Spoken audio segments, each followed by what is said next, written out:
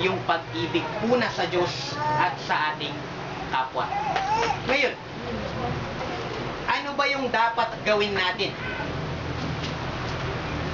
O bilang halimbawa na ipinakita po ng mga kapatid natin noong una, na siya namang makita po sana sa bawat isa sa atin.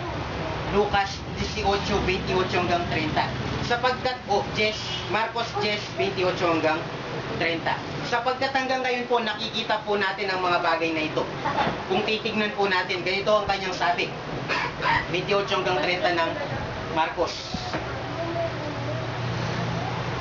Si Pedro ay nagpasimulang magsabi sa kanya, narito, iniwan namin ang lahat at nagsisunod sa iyo.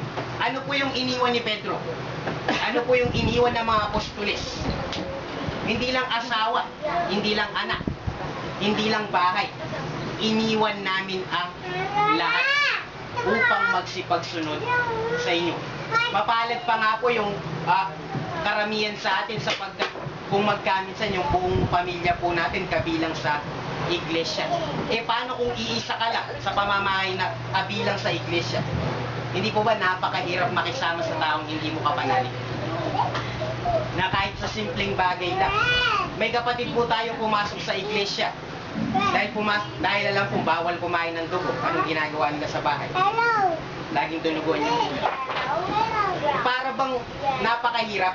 Hindi po ba? Pero sabi ni Apostol Pedro, iniwan namin ang lahat. Lahat ng material na bagay. At anong sinagot ng ating Panginoong Jesucristo? Sinabi ni Jesus, katotohanan sinasabi ko sa inyo, walang taong nag-iwan ng bahay o mga